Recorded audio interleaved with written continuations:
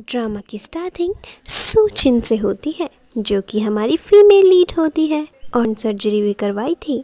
तो सूचिन आखिर सोचने लगती है कि ऐसा कैसे हो सकता है, और यही बात पता करने के लिए वो कहने लगती है कि उसे गू चिनचिन से शादी करनी है। लेकिन फिर उसके बॉडीगार्ड्स कहने लगते हैं कि ये आपके लिए थोड़ा डेंजरस हो सकता है। तभी वो पूछती है कि हमारी सू फैमिली किधर है। तो फिर बॉडीगार्ड्स बताते हैं कि वो बस आ ही रहे हैं। जैसे ही वहाँ पर सू फैमिली पहुँच जाती है, सूचिन अपनी मम्मी से मिलती है, जो उसे बोल रही होती है कि तुम्हें गू चिनचिन से शादी करनी पड़ेगी, क्योंकि हमारी सू फैमिली का बिजनेस अभी बहुत ज़्यादा खतरे में है और हमें बहुत ज़्यादा पैसों की ज़रूरत है। तुम्हें अपना फैमिली बिजनेस बचाने के लिए ये करना ही होगा। उसके बाद सूचिन इस चीज़ के लिए मना कर देती है, क्योंकि वो कहती है कि गू चिनचिन तो 2 महीने में मरने वाला है, भला मैं ऐसे इंसान से शादी क्यों करूँगी। तभी उसकी बहन सुयान भी आ जाती है और उसको थप्पड़ मार देती है और कहने लगती है कि तुम्हारी शादी अगर गू चिनचिन से हो रही है तो वो सिर्फ इसलिए हो रही है क्योंकि मैं उससे नहीं कर रही, और ये तुम्हारी बहुत अच्छी किस्मत है क्योंकि वो बहुत रिच है और तुम्हें चुपचाप से शादी कर लेनी चाहिए। और तभी वो बॉडीगार्ड से बोलकर सूचिन को बेहोश करवा देती है। और जब सूचिन को होश आता है तो वो देखती है कि वो ब्राइडल ड्रेस में है। तभी उसकी मम्मी आकर कहती है कि तुम्हें तो मर जाना चाहिए, तुम तो जीने की भी अधिकारी नहीं हो। जहाँ से तुम्हें लेकर आए हैं तुम्हें वहीं पर पटक देना चाहिए, पर फिर भी हम तुम्हारी गू चिनचिन से शादी करवा रहे हैं। और उसके बाद सुयान को गुस्सा आ जाता है और वो कहने लगती है कि तुम मेरी ग्रैंडपा को छूना भी मत। और तभी वो लोग उसको घर में लेकर आ जाते हैं, जहाँ पर सू फैमिली की ग्रैंडमा भी होती है। और तभी सूचिन आते ही खाने लग जाती है, जिसे देख ग्रैंडमा बोलने लगती है कि इसे तो बिल्कुल भी तमीज़ नहीं है। और तभी सुयान आकर बोलती है कि आखिर इसे तमीज़ होगी भी कैसे, ये तो एक गांव की रहने वाली लड़की है जिसे बिल्कुल भी तमीज़ नहीं है और जिसके साथ एक पुरानी सी सोच वाली ग्रैंडमा रहती है। और तभी वो सूचिन के बारे में ऐसे ही गंदी बातें बोल रहे होते हैं और वहाँ पर गू चिनचिन आ जाता है। घर के बाहर यान तो बहुत अच्छी है, लेकिन सूचिन का कैरेक्टर तो थोड़ा बकवास है। तभी गू चिनचिन उसको कहता है कि किसने कहा सूचिन गंदी है, वो तो बहुत अच्छी है और मैं उसी से शादी करूँगा। तभी वो अंदर जाकर सू फैमिली में पहुँचता है और उसने अपने मुंह पर मास्क लगाया हुआ होता है। जैसे ही वो वहाँ पहुँचता है कि शूरो, आखिर तुम ही बताओ मेरे बेटे को वो गांव की लड़की कैसे ठीक कर देगी। तभी शूरो बोलने लगती है कि क्या पता आपको कुछ गलतफहमी हुई हो, क्या पता वो आपके बेटे को ठीक कर पाए। लेकिन तभी गू चिनचिन की मम्मी बोलने लगती है कि मुझे तो नहीं लगता, मुझे तो अपने बेटे के लिए बहुत ज़्यादा डर लग रहा है। तभी वो शूरो से बोलने लगती है कि क्या तुम मिरेकल डॉक्टर के बारे में मेरे लिए पता कर सकती हो, क्या तुम अपने अंकल से इस बारे में बात कर सकती हो। तुम अगर ये कर दोगी तो मैं तुम्हें कुछ भी देने के लिए तैयार हूँ। और फिर शूरो मान जाती है और कहती है कि मैं घर जाकर अभी पता करती हूँ, आप बिल्कुल भी चिंता मत कीजिए। शूरो के इंटेंशंस बिल्कुल भी अच्छे नहीं होते, उसका तो बस एक ही मोटिव होता है कि वो कैसे कैसे करके गू चिनचिन के करीब चली जाए। तभी वो वहाँ से चली जाती है। उसके बाद गू चिनचिन की मम्मी वहाँ पर खड़ी होती है। तभी वहाँ से गू चिनचिन और उसका असिस्टेंट बाहर आ रहे होते हैं। तभी उसकी मम्मी उससे पूछने लगती है कि क्या तुम ठीक तो हो। तो फिर गू चिनचिन अपनी मम्मी से बोलने लगता है कि आपको सूचिन को ऐसा नहीं बोलना चाहिए था, उसी ने मुझे ठीक किया है और आपको उसको जाकर सॉरी बोल देना चाहिए। तभी उसकी मम्मी बोलती है कि क्या ये सच बात है। तो फिर फैमिली डॉक्टर भी बोलने लगते हैं कि वो सच कह रहा है। तभी गू चिनचिन की मम्मी अंदर जाती है और सूचिन को सॉरी बोलने लगती है कि मुझे तुम्हारे बारे में गलतफहमी हो गई थी, तुम मुझे माफ़ कर देना। लेकिन सूचिन वहाँ से चली जाती है। उसके बाद वो अपने सीक्रेट इन्वेस्टिगेटर से बात कर रही होती है, जिसमें वो उससे पूछती है कि हमें जो $200 मिलियन का ऑर्डर आया था, क्या तुम मुझे उसकी इन्फॉर्मेशन दे सकते हो। तभी वो बोलने लगता है कि क्या तुम्हें इस चीज़ के बारे में अब इंटरेस्ट आ चुका है, तो क्या तुम उस ऑर्डर को लेने वाली हो। तभी वो बोलने लगती है कि मुझे तुमसे बस इन्फॉर्मेशन मांगनी थी, तुम मुझे जल्दी से दे दो। तभी ऑफिस में गु चिंचन को उसका असिस्टेंट मेडिकल डॉक्टर के अलावा कोई भी नहीं कर सकता। तो क्या ये किसी चांस से ऐसा हो सकता है कि सूचिन मेडिकल डॉक्टर की स्टूडेंट है? लेकिन तभी गु चिंचन बोलने लगता है, क्या पता वो ही मेडिकल डॉक्टर हो, तुम्हें इस बारे में कैसे पता होगा? और तभी गु चिंचन का लैपटॉप हैक हो जाता है, जो कि सूचिन ने किया हुआ होता है। तभी वो सूचिन के कमरे में भागा चला जाता है और वो एकदम से अपना लैपटॉप बंद कर देती है। तभी वो उसके करीब जाता है और बेड में उसको धकेल के उसके ऊपर आ जाता है और बोलने लगता है कि आखिर तुम कौन हो? तभी सूचिन बोलने लगती है कि मैं तो एक सिंपल सी लड़की हूँ जो सू फैमिली से बिलोंग करती हूँ। तभी गु चिंचन बोलने लगता है कि तुम तो मुझसे झूठ बोल रही हो। तभी सूचिन उसके ऊपर आ जाती है और कहने लगती है कि तुम ही गेस कर लो कि आखिर मैं कौन हूँ। तभी गु चिंचन बोलने लगता है कि मुझे तो लगता है, और तभी उसे कॉल आ जाता है जब तक कि वो अपनी बात पूरी कर पाता, और कॉल उसे हैकर का आता है। तभी वो समझ जाता है कि शायद सच में सूचिन मेडिकल डॉक्टर की स्टूडेंट है। तभी डिनर टेबल में वो लोग डिनर खा रहे होते हैं और तभी गु चिंचन का असिस्टेंट आकर कहने लगता है कि यहाँ पर सुयान आ रखी है। तभी गु चिंचन बोल देता है कि उसे अंदर आने दो, और जैसे ही सुयान अंदर आती है उसके हाथ में सूटकेस और बहुत सारे बैग्स होते हैं, और वो आते ही गु चिंचन को आंख मार देती है, लेकिन वो उसको बिल्कुल भाव नहीं देता। तभी गु चिंचन उससे पूछता है कि तुम्हारा भला यहाँ आना कैसे हुआ? तभी सुयान बताती है कि मम्मी ने मुझे यहाँ भेज दिया, क्योंकि उनको सूचिन की बहुत चिंता हो रही थी कि वो आप लोगों के घर में आखिर कैसे रह रही होगी, कहीं उसे कुछ प्रॉब्लम तो नहीं हो रही होगी, इसलिए उन्होंने मुझे भेज दिया ताकि मेरी बहन अकेला फील न करे। तभी सुयान ऐसा भी बोलने लगती है कि आप प्लीज़ मुझे कुछ दिन यहाँ रहने दीजिए, उसके बाद मैं यहाँ से चली जाऊँगी जब मेरी बहन को इस घर की आदत लग जाएगी।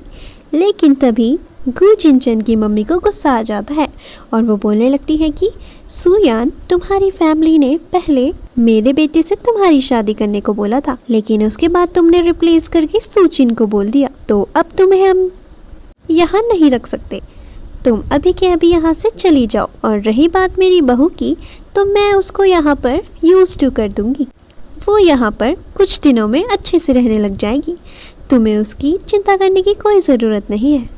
लेकिन तभी सुयान ज़बरदस्ती करने लगती है कि प्लीज़ आप मुझे यहाँ पर रख दीजिए, मुझे अपनी बहन की केयर भी करनी है। लेकिन वो बिल्कुल नहीं मानती हैं और बोल देती हैं कि तुम यहाँ से अपना बैग पैक करके वापस चली जाओ। लेकिन सुयान तो बिल्कुल नहीं मानती, वो जाकर अपनी बहन के पास बैठ जाती है और कहने लगती है कि प्लीज़ मुझे यहाँ पर रुकने दो, मुझे तुम्हारी सच में बहुत टेंशन है। तभी सूचिन बोलती है कि ठीक है, तुम यहाँ पर रह सकती हो। तभी गु चिंचन की मम्मी बोलने लगती है कि आखिर तुम ऐसा क्यों कर रही हो सूचिन? तो फिर सूचिन कहने लगती है कि उसको हम यहाँ पर नैनी की तरह रखेंगे। तभी गु चिंचन की मम्मी मान जाती है और कहती है कि सच में नैनी की तो हमें ज़्यादा ज़रूरत थी, ठीक है हम उसे नैनी की तरह यहाँ पर रख लेंगे। तभी एकदम से गु चिंचन ऊपर उठ जाता है और कहने लगता है कि सूचिन अब चलो, जाने का टाइम हो चुका है। तभी सुयान बोलने लगती है कि आप लोग यूनिवर्सिटी जा रहे हो तो मुझे भी अपने साथ ले चलो। तभी गु चिंचन ज़बरदस्ती बोलने लगता है कि यहाँ पर नैनी की काफ़ी ज़रूरत है, तुम यहीं पर रुक जाओ, और वो लोग उसको वहीं छोड़ देते हैं। और फिर गु चिंचन और सूचिन वहाँ से चले जाते हैं और फिर एक सर्वेंट आकर सुयान को सर्वेंट्स की ड्रेस दे देते हैं। और तभी गु चिंचन की मम्मी सुयान को कहने लगती है कि तुम एक नैनी की तरह यहाँ पर आई हो तो अपनी नैनी की आइडेंटिटी मत भूलना, कहीं तुम अपने लिमिट्स क्रॉस मत करने लग जाना। और इसी बात से सुयान को बहुत गुस्सा आने लग जाता है और वो मन ही मन सूचिन को गाली देने लगती है कि तुम्हारी हिम्मत कैसे हुई मुझे ऐसे ह्यूमिलिएट करने की। तभी गु चिंचन सूचिन को कॉलेज में छोड़ देता है और फिर वो उससे पूछता है कि क्या तुम्हें मैं अंदर तक छोड़ूं, तो फिर वो मना कर देती है। तभी वो अंदर जाकर डीन से मिलती है और फिर डीन उसको देखकर बहुत ज़्यादा खुश हो जाते हैं और बोलने लगते हैं कि क्या तुम फाइनली मेरे पास उस ऑफ़र के लिए आ चुकी हो जिसके लिए मैंने तुम्हें बुलाया था, क्या तुम यहाँ की प्रोफेसर बनने के लिए रेडी हो गई हो? तभी वो बोलती है कि नहीं, मैं यहाँ पर बस स्टूडेंट की तरह आई हूँ। तभी वहाँ पर शाओरू आ जाती है, जिसे देख डीन बोलने लगते हैं कि ये हमारे रिसर्च डिपार्टमेंट की है, मैं तुम्हें इसके साथ भेज दूंगा क्योंकि तुम्हारा तो नॉर्मल लेवल वैसे भी नहीं है। तुम्हें तो मैं प्रोफेसर बनाना चाहता था, लेकिन अगर तुम आई हो तो ये बहुत अच्छी बात है। तभी वो शाओरू को बोलते हैं कि तुम जाकर सूचिन को अपने साथ लेकर जाओ और उसे अपनी क्लास में लेकर जाओ। और तभी वो उसके साथ जाने लगती है। रास्ते में वो उसे कुछ बातें बोलती है, लेकिन सूचिन उसको इग्नोर कर देती है। क्लास में पहुंचते ही शाओरू सबको सूचिन के बारे में इंट्रोड्यूस करवाती है और वही क्लास में सुयान भी होती है, जो सूचिन को देखकर वहाँ पर जेलसी फील करने लग जाती है। तभी सुयान अपनी बहन के पास आती है और उसे कहने लगती है कि आखिर तुम्हारी हिम्मत कैसे हुई कि तुमने मुझे नैनी बनाया। तभी सूचिन कहने लग जाती है कि अगर तुम मेरे पास ज़बरदस्ती आओगी तो मैं तुम्हारे साथ इसके अलावा और क्या करूँगी। तभी सुयान बोलने लगती है कि तुम चुपचाप से इस एंगेजमेंट के लिए मना कर दो, अब तुम इस शादी को नहीं कर सकती हो। तभी सूचिन कहने लगती है कि मैं ऐसा नहीं करूँगी और फिर वो सुयान की गर्दन पकड़कर एकदम से टेबल पर रख देती है और कहती है कि तुम्हारी हिम्मत कैसे हुई मुझसे मेरे ही बॉयफ्रेंड को छीनने की, मैं तुम्हें उसे कभी भी नहीं दूंगी। और फिर वो उसको मारने वाली होती है। तभी वहाँ पर शाओरू आ जाती है और सुयान को बचाकर उसकी सीट पर रख देती है। उसके बाद लंच हो जा कर रही होती है कि डिंगयू नाम का एक लड़का वहाँ पर आ जाता है और सूचिन के साथ बैठी लिली को मारने लगता है। वो उसके ऊपर सूप डाल देता है और उसे धमकियाँ देने लगता है कि तुम आज के बाद ऐसा कुछ नहीं करोगी। लेकिन फिर तभी सूचिन को गुस्सा आ जाता है और वो कहने उसके बाद लिली वहाँ पर माफ़ी मांगने लगती है, वो भी डिंगयू से, कि प्लीज़ मुझे माफ़ कर दो और तभी सूचिन टेबल दूंगी और तुम्हारा फिर जो हाल होगा वो तुम देख नहीं पाओगे। तभी वो बोलने लगता है कि तुम डीन को कैसे जानती होगी भला, तुम तो खुद यहाँ पर अपना कैरेक्टर लूज़ करके आई हो, तो क्यों ना आज रात तुम मेरे साथ भी आ जाना। और फिर वो डीन के बारे में भी गंदी बातें बोलने लगता है कि आखिर वो मेरा क्या कर लेंगे, वो जब देखो लेबोरेटरी में बैठे रहते हैं और वो तो अंधे हैं और वैसे भी तुम्हारे पास उनका नंबर कहाँ से आ जाएगा। तभी सूचिन डीन को बुलाने लगती है और अपने फ़ोन से वॉइस मैसेज कर देती है कि आप यहाँ पर जल्दी से आ जाइए और डिंगयू के भी सारे वॉइस मैसेजेस उनको भेज देती है जो भी उसने उस टाइम पर कहा था। तभी लिली सूचिन को बोलने लगती है कि प्लीज़ तुम पंगा मत लो, ये बहुत खतरनाक है, हमें इसके सामने घुटने के बल टेक कर माफ़ी मांग लेनी चाहिए। तभी डिंगयू बोलने लगता है कि मैं तुम्हें माफ़ कर दूंगा अगर तुम घुटने के बल लेटकर अपने कपड़े उतार दोगी और मुझसे माफ़ी मांगने लग जाओगी। और ये सुनकर तो सूचिन को बहुत ज़्यादा गुस्सा आ जाता है और वो कहने लगती है कि मैं ऐसा कभी नहीं करूँगी। लेकिन लिली ऐसा ही करने लग जाती है, वो घुटने के बल बैठकर माफ़ी मांगने लग जाती है, लेकिन फिर वो कपड़े नहीं उतारती क्योंकि ये तो बहुत ही ज़्यादा बुरी चीज़ बोल दी थी। तभी डिंगयू के दोस्त लिली के कपड़े फाड़ने की तैयारी करने लग जाते हैं, रखा हुआ है। तभी सुयान डिंगयू की ही साइड लेने लग जाती है और बोलने लग जाती है कि आप इस सूचिन की बात मत मानिए, ये बहुत ही बुरी लड़की है। लेकिन तभी डीन को और ज़्यादा गुस्सा आ जाता है क्योंकि सूचिन तो उनकी फेवरेट होती है और फिर वो सुयान के मुंह पर एक थप्पड़ मार देते हैं और फिर वो डिंगयू और सुयान को बोल देते हैं कि मैं तुम्हें इस कॉलेज से निकाल रहा हूँ। तभी सूचिन गु जिनचन को कहती है कि तुम चिंता मत करो, मैं ठीक हूँ और मुझे तो कोई भी हर्ट नहीं कर सकता। लेकिन कॉलेज से निकल जाने के डर से सुयान डीन से माफ़ी मांगने लग जाती है कि प्लीज़ आप मेरे साथ ऐसा मत कीजिए, मेरी फैमिली वाले मुझे घर से बाहर निकाल देंगे अगर उन्हें पता चला कि मेरे को आपने कॉलेज से बाहर निकाल दिया है। मैंने यहाँ पर बहुत डिफ़िकल्टी से एडमिशन लिया है। लेकिन डीन नहीं मानते और उन दोनों को कॉलेज से एक्सपेल कर देते हैं। लेकिन डिंगयू बोलने लगता है कि आप मुझे कॉलेज से ऐसे बाहर नहीं निकाल सकते, मेरी फैमिली के पास तो बहुत ज़्यादा पैसा है। लेकिन फिर गु जिनचन को गुस्सा आ जाता है और वो कहने लगता है कि यहाँ पर पैसों की अकड़ तो तुम दिखाना ही मत। क्योंकि हमारे लिए पैसे ज़्यादा इम्पोर्टेंट नहीं है। और तभी डीन बोलते हैं कि क्या तुमने सुन लिया कि मिस्टर कू ने क्या कहा, और तुम अभी के अभी यहाँ से निकल जाओ। और फिर कॉलेज से उन दोनों को निकाल दिया जाता है। उसके बाद हॉस्पिटल में जाकर सुयान डिंगयू के हाथ में पट्टी कर रही होती है, क्योंकि उसके हाथ में चोट लगी हुई होती है। और तभी वो बोल रहा होता है कि मुझे किसी भी तरीके से सुचिन से बदला लेना है। अब मुझे नहीं पता कि ये मैं कैसे करूँगा। तभी सुयान बोलने लगती है कि सुचिन और सुचिन का भाई सुचेंग अपनी एक ग्रैंड माँ के साथ रहा करते थे जब वो हमारी फैमिली में आए थे उससे पहले, और अब सुचेंग तो मर चुका है, प्लान नहीं किया। तभी वो बोलती है कि कोई बात नहीं। और फिर डीन बोलते हैं कि अगली बार से ऐसा बिल्कुल भी नहीं होगा। और फिर वो सुचिन से पूछने लगते हैं कि कुछ ही दिनों में हमारी चाइनीज मेडिकल मीटिंग है, क्या आप उसमें आओगी? हम आपको इनवाइट करना चाहते हैं। तभी सुचिन बोलती है कि मैं इस बारे में सोचूंगी। लेकिन तभी उसे उसी टाइम किसी का कॉल आ जाता है, जिसे वो उठाती है तो वो सुनती है कि उसकी ग्रैंड माँ खतरे में है। और ये सब डिन यू और सुयान की वजह से है, क्योंकि उन्होंने सुचिन की ग्रैंड माँ को अटैक करने की कोशिश करी है। तभी वो अर्जेंटली वहाँ से निकलने वाली होती है,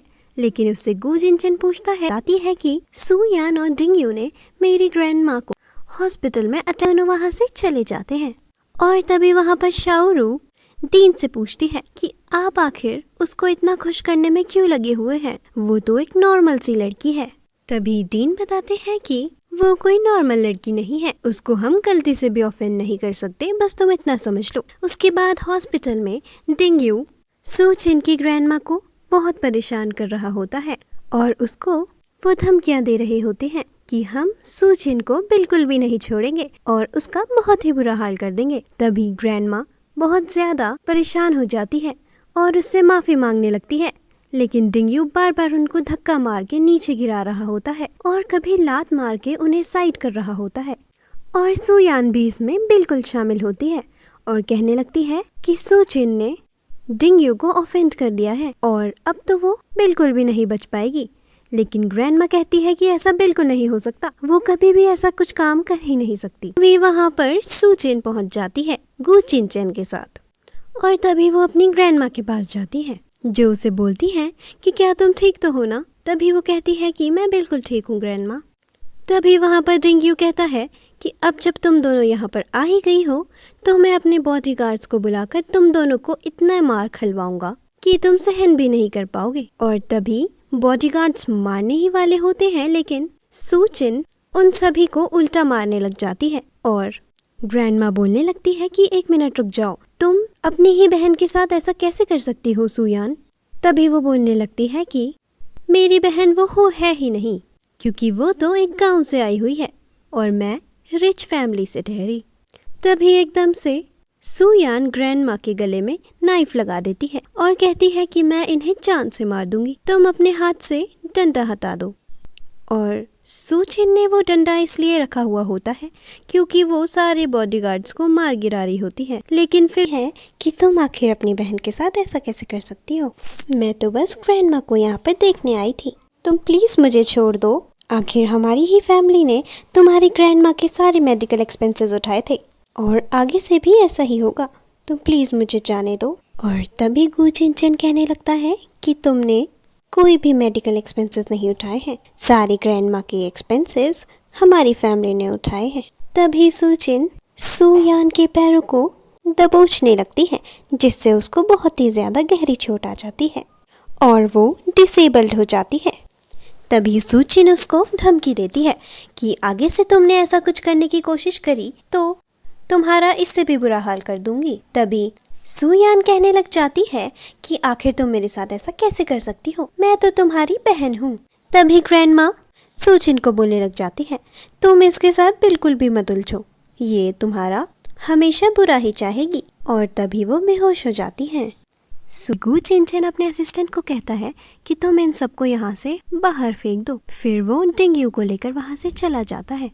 गु चिनचैन सुचिन को गले से लगा लेता है और कहता है कि क्या तुम अपनी ग्रैंड माँ की तबीयत ठीक नहीं कर सकती हो?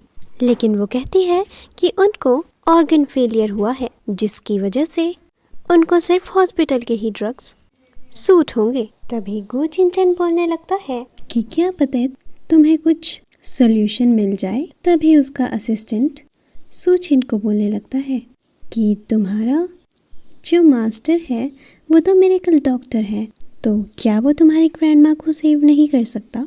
तभी सूचिन उसकी तरफ अजीब तरीके से देखती है और कहती है कि वो मेरा मास्टर नहीं है।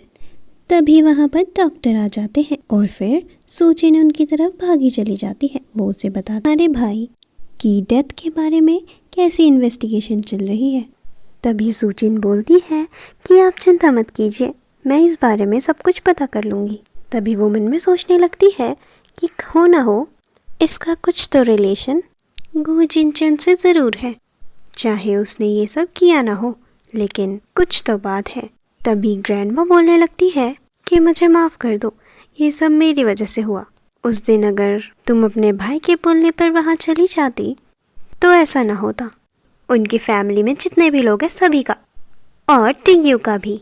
तभी इन्वेस्टिगेटर बोलता है कि ये काम तो ऑब्वियसली हो ही जाएगा। तभी टिंग्यू की फैमिली में उसकी मम्मी उसके पापा को बोल रही होती है कि सूचिन नाम की लड़की ने उनके साथ ऐसा कर दिया, लेकिन जब तक वो कोई एक्शन ले पाते तब तक वहाँ पर इन्वेस्टिगेटर्स की टीम आ जाती है और फिर उनके ब्लैक मास्क से कोई उन्हें नहीं पहचान पाता। और तभी एक एक करके टिंग्यू की फैमिली में सभी को वो लोग मार देते हैं और सभी का मर्डर हो जाता है। टिंग्यू की फैमिली के मर्डर के बारे में सारी खबरें फैल जाती हैं और जैसे ही बात सू फैमिली में पहुंचती है, ग्रैंडमा बोलने लगती है कि ये पक्का गु जिनचन का काम है, क्योंकि उन्होंने तुम्हारे पैरों को भी डिसेबल्ड कर दिया है।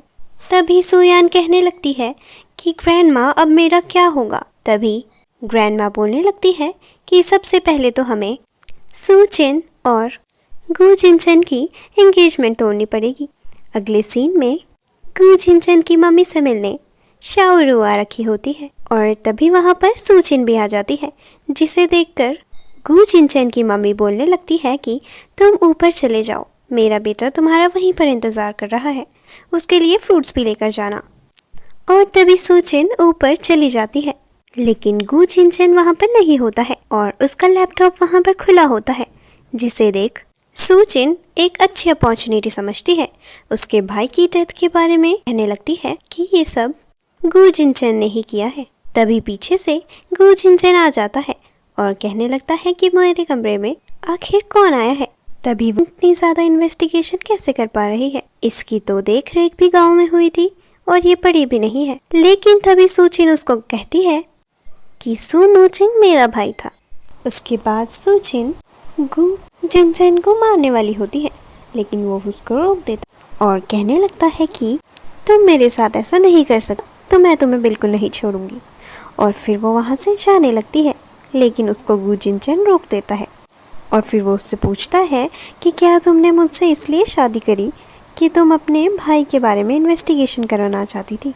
होती है जो कि उन्हें बोल रही होती है कि मेरे अंकल ने मिरेकल डॉक्टर से बात कर ली है कि वो गु जिनचन का इलाज कर देंगे, लेकिन उनकी एक शर्त है। तभी गु जिनचन की मम्मी पूछने लगती है कि आखिर वो शर्त क्या है। तो फिर वो बताती है कि मेरे अंकल चाहते हैं कि आप गु जिनचन की शादी मुझसे करवा दे। तभी वो मेडिकल डॉक्टर से बोलकर गु जिनचन की इलाज की तैयारियां शुरू कर देंगे।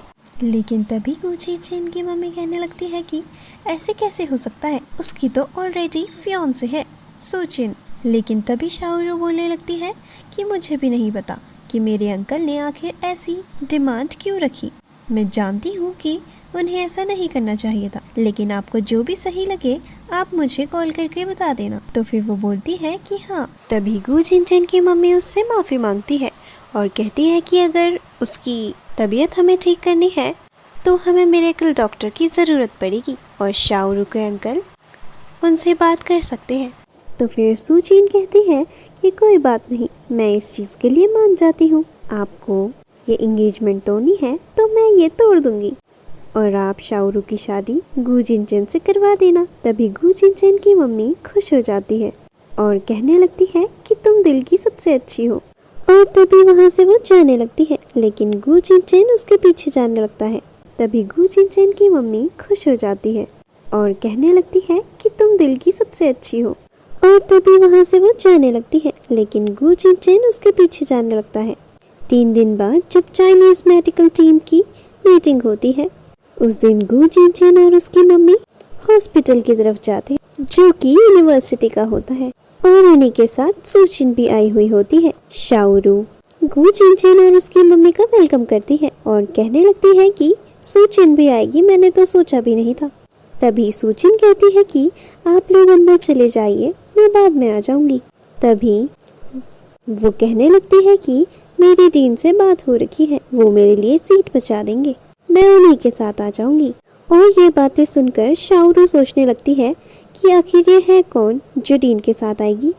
तभी गु जिनचेन की मम्मी सोचने लगती है कि क्या सच में वो डीन से बात कर पाती है। लेकिन तभी वो लोग अंदर चले जाते हैं और वहाँ पर शाओरू गु जिनचेन की मम्मी को अपने अंकल से मिलाती है, जिनसे गु जिनचेन की सुन लिया। लेकिन तभी शाओरू के अंकल के मन में कुछ और ही चल रहा होता है। उन्हें याद आता है कि कैसे उन्होंने एक फेक आदमी को मेडिकल डॉक्टर बनने को बोला है, और ये सब शाओरू और उसके अंकल की प्लानिंग थी, क्योंकि उन्हें लग रहा था कि वैसे भी कौन सा मेडिकल डॉक्टर को किसी ने देखा हुआ है, किसी को भी पता नहीं चलेगा। और तभी वहाँ पर सूचिन आ जाती है और बोलने लगती है कि अगर ये मेडिकल डॉक्टर है तो आखिर मैं कौन हूँ। तभी शाओरू बोलने लगती है कि तुम ये क्या कह रही हो, क्या तुम ये बोलना चाहती हो कि तुम मेडिकल डॉक्टर हो, कम से कम इतना झूठ तो मत बोलो। तभी वहाँ पर डीन भी आ जाते हैं और बोलने लगते हैं कि आखिर तुम्हारी हिम्मत कैसे हुई सूचिन के बारे में ऐसे बोलने की, क्या तुम जानते भी हो कि वो कौन है। तभी शाओरू बोलने लगती है कि तुम बूढ़े आदमी को कौन सा पता है, तुम तो जब देखो इसी कॉलेज में पढ़े हुए होते हो। लेकिन डीन को बहुत ज़्यादा गुस्सा आ जाता है और इसी के चलते उनको अटैक पड़ जाता है, जिससे वो वहीं पर बेहोश हो जाते हैं। उसके बाद वो लोग डीन को घर पर लेकर जाते हैं और तभी सब बोलने लगते हैं कि मेडिकल डॉक्टर ही उनको ठीक करेंगे। तभी क्योंकि वो फेक होता है तो वो सोचने लग जाता है कि आखिर मैं ऐसा कैसे करूँगा। और फिर शाओरू के अंकल भी टेंशन में आ जाते हैं और फिर वो कवर अप करने के लिए बोलते हैं कि ऐसे छोटे मोटे प्रोजेक्ट मेडिकल डॉक्टर नहीं लेते हैं। तभी गु जिनचेन बोलता है कि वो प्रोजेक्ट नहीं लेते या फिर उन्हें आता ही नहीं है। लेकिन तभी शाओरू अपने अंकल के पास बोलती है कि इस बारे में मैं देखती हूँ। कहती है कि इसे तुम उसे खिलाओगे तो वो एकदम से जाग जाएगा। उसके बाद वो आदमी जाकर डीन को ठीक करने चला जाता है। उनको थोड़ा सा होश आ जाता है। तभी शाओरू बोलने लगती है कि मैंने तो कहा ही था कि ये मेडिकल डॉक्टर है। तभी डीन उन लोगों को गालियाँ देने लगते हैं और फिर उन्हें उल्टी हो जाती है और वो फिर से बेहोश हो जाते हैं। तभी सब के सब सूचिन को बोलने लगते हैं कि तुम्हें डीन को देखना चाहिए, अब तुम्हें उन्हें ठीक कर सकती हो। तभी वो जाकर उन्हें देखने लगती है और वो अपने नीडल्स वाले ट्रीटमेंट से डीन को ठीक कर देती है, जिससे वो एकदम से होश में आ जाते हैं। और तभी शाओरू देखने लग जाती है कि ये कैसे हो गया। और इसी से पहले शाओरू ने सूचिन से शर्त लगाई थी कि अगर तुमने डीन को ठीक कर लिया तो मैं तुम्हें जो बोलोगी वही करूंगी। और सूचिन ने कहा था कि मुझे पैसों की ज़रूरत नहीं है, तुम इस शहर को छोड़कर चली जाओगी। और तभी शाओरू डीन से माफ़ी मांगने लग जाती है कि प्लीज़ मुझे बचा लीजिए, लेकिन वो उसे धक्का मार देते हैं और फिर शर्त के मुताबिक उसको शहर छोड़कर जाना पड़ता है। ये सारी बातें सुयान की मम्मी को पता चल जाती है कि शाओरू को शहर से निकाल दिया गया है। और जैसे ही सुयान ये सब सुनती है वो जल्दी से शाओरू के पास जाने लगती है इस बात का रीज़न पूछने के लिए। तभी जैसे ही वो शाओरू से मिलती है, शाओरू उसको सच नहीं बताती और कहने लगती है कि तुम्हारी बहन भी उस मेडिकल डॉक्टर से मिली हुई है। फिर जैसे ही वो घर जाती है वो अपनी मम्मी को बताती है कि उसने शाओरू से जब पूछा तो उसने बताया कि मेडिकल डॉक्टर का कांटेक्ट सूचिन से भी है।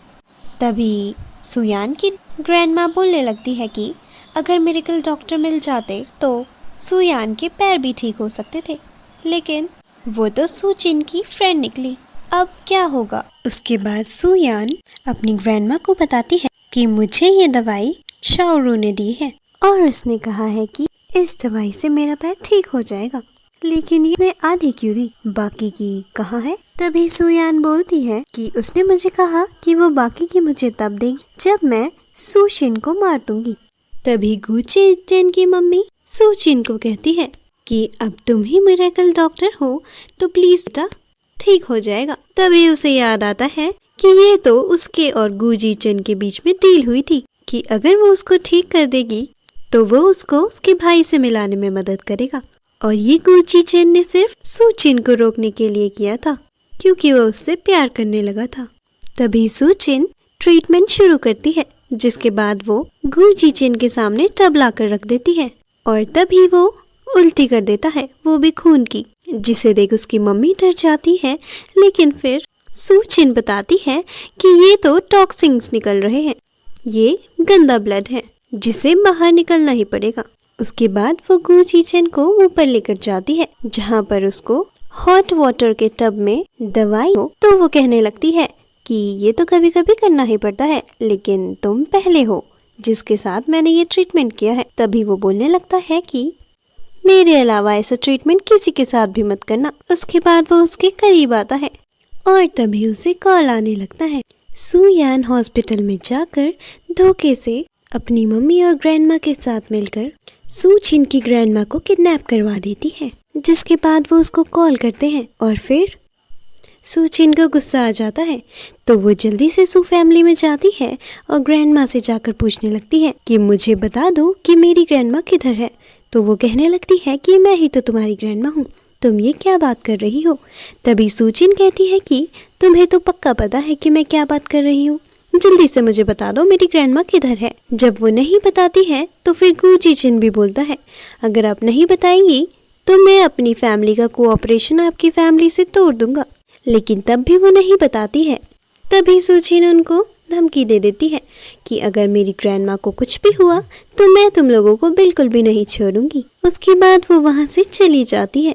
तभी सुयान अपनी ग्रैंडमा से पूछती है कि कहीं ये कुछ गड़बड़ न कर दे, अब हम इसका क्या करेंगे। तभी उसकी ग्रैंडमा बोलने लगती है कि तुम चिंता मत करो, जो सीक्रेट इन्वेस्टिगेटर है उनसे मेरा कांटेक्ट है और वो उसको मार कर रहेंगे।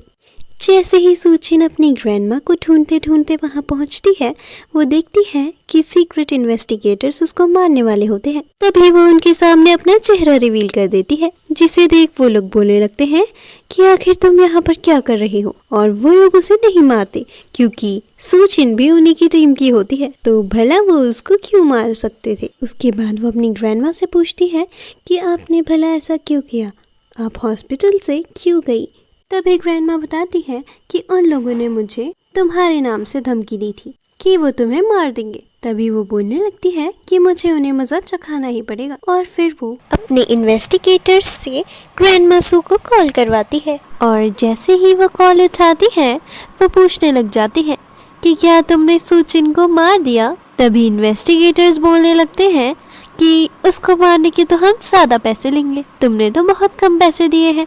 तभी ग्रैंडमा बोलने लगती है कि हमने तो तुम्हें बहुत ज़्यादा पैसे दे दिए हैं, अब तो तुम्हें पीछे नहीं हटना चाहिए। तभी अपनी हदें ही पार कर ली है और आगे से अगर कुछ ऐसा हुआ तो सिर्फ बैंकरप्सी और ये सब नहीं होगा, बल्कि इससे भी ज़्यादा तुम्हें पनिशमेंट मिलेगी, इसलिए ज़रा संभल के रहना। तभी सूचिन और गु जिनचेन अपने घर चले जाते हैं, जहाँ पर गु जिनचेन की मम्मी उनके सूप में कुछ ड्रग्स मिला देती है, जिसकी वजह से गु जिनचेन को थोड़ा सा डिजी फील हो रहा होता है।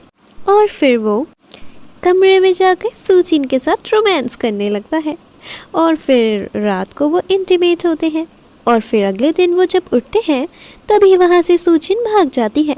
इनोसेंट बनने के लिए सूचिन के साथ जो कल वो मिली थी उसी चीज़ की रिकॉर्डिंग कर ली है, ताकि वो उसे एडिट करके न्यूज़ में लेकर आ सके और अपनी बैंकरप्ट कंपनी को बचा सके। और फिर उसने वीडियो टेलीकास्ट में सभी को बोला हुआ होता है कि सूचिन ने तो मेरे फियांसे को भी छीन लिया और अब हमारी कंपनी भी बैंकरप्ट हो गई है, वो भी सिर्फ उसी की वजह से। और फिर वो अपने मगरमच्छ के आंसू लेकर सबके सामने गिड़गिड़ाने लगती है।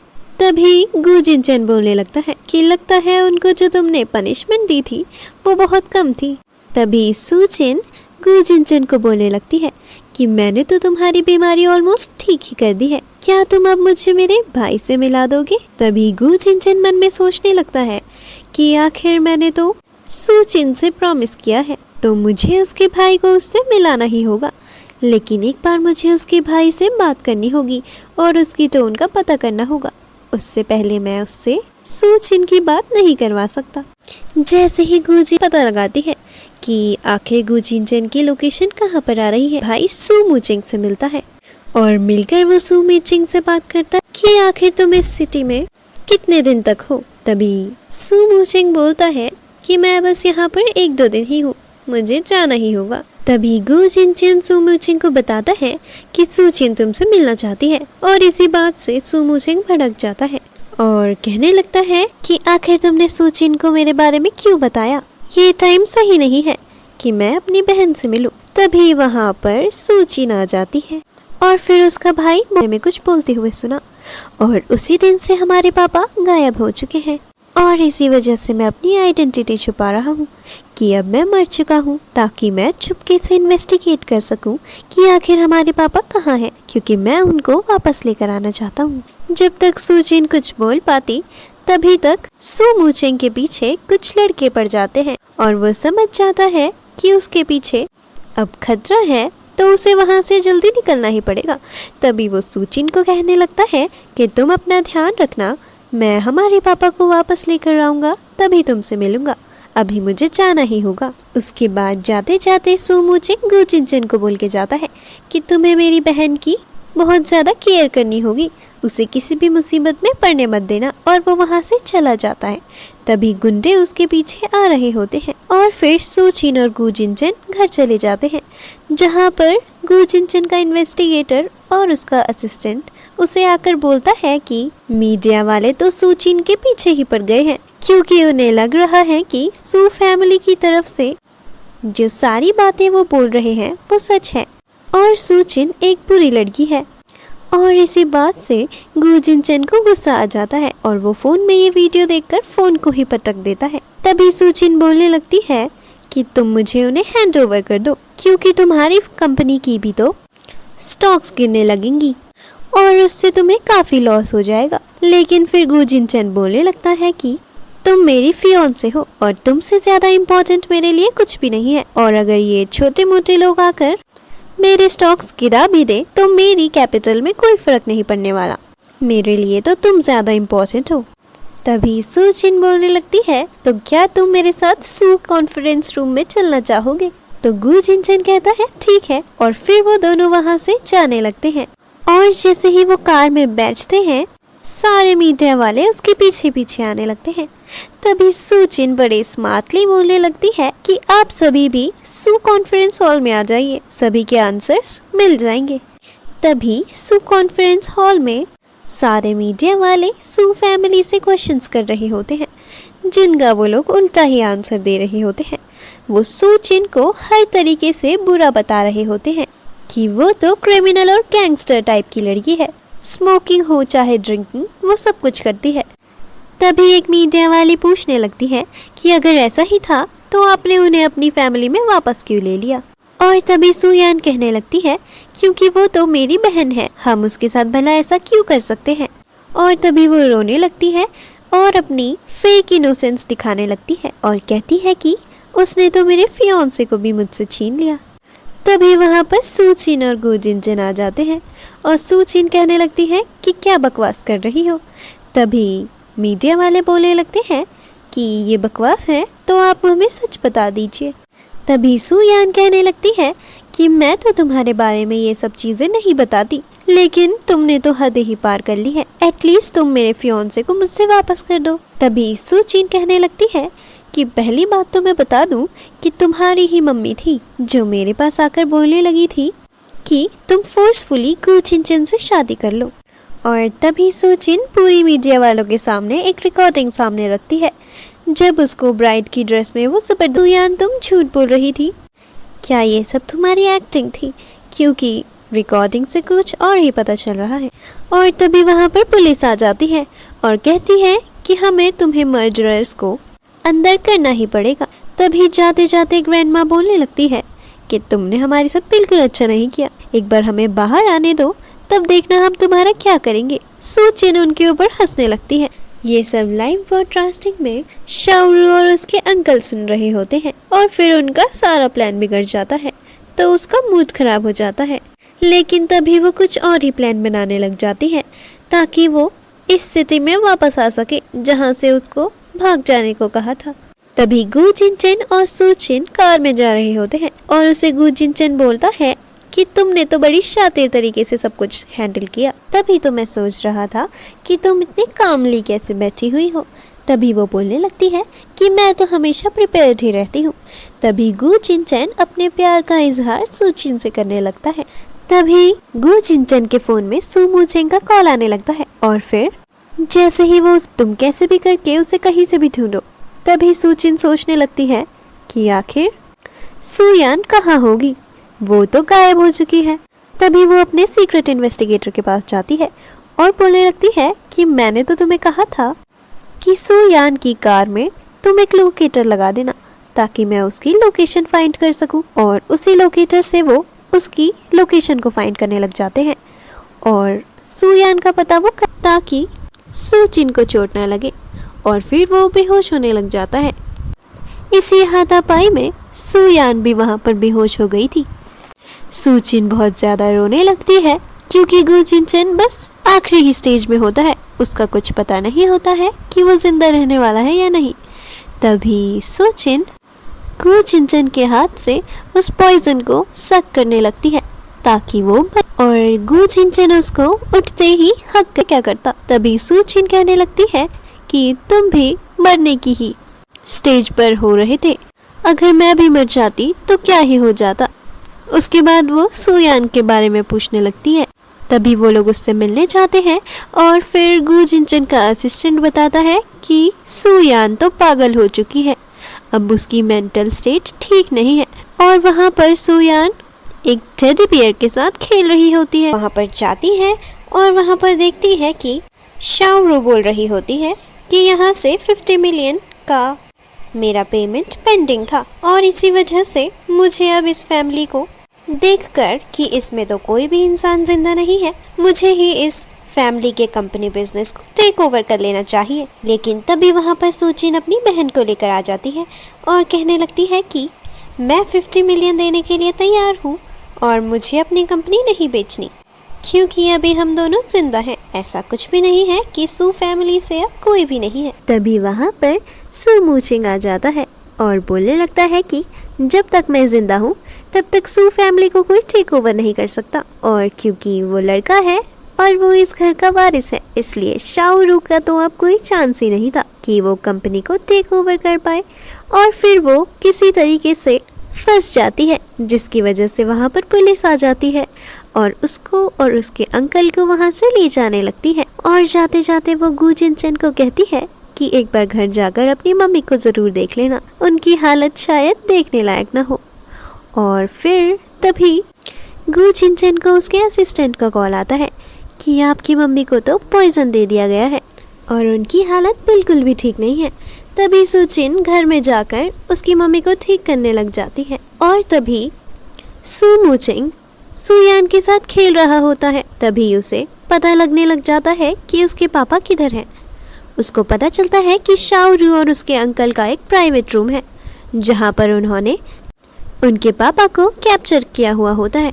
तभी वो वहाँ जाते हैं और उनके पापा को लेकर आ जाता है और सूचिन अपने घर जाती है और वहाँ पर अपने पापा को देखती है। लेकिन तभी सुयान बोलती है कि आप ऐसा मत कीजिए, शाओरू ने ऑलरेडी उनके साथ बहुत बुरी बुरी चीज़ें करी। तभी वो लोग उससे पता लगाने लगते हैं। तभी सुयान बताती है कि शाओरू ने उनके पापा के साथ बहुत बुरी बुरी चीज़ें करी जिससे उन्हें बहुत ज़्यादा हर्ट हो गया था। जैसे ही उनके पापा को होश आता है, उनके पापा बोलने लगते हैं कि मुझे माफ़ कर दो, मैंने ये कर्जा तुम लोगों के ऊपर एक बर्डन की तरह डाल दिया, मैं गलती से गैम्बलिंग की बुरी आदत में पड़ गया था, मुझे माफ़ कर दो। और आखिर में सब कुछ ठीक हो जाता है। और तभी सूचिन और गु जिनचेन शाम को वॉकिंग पे जा रहे होते हैं।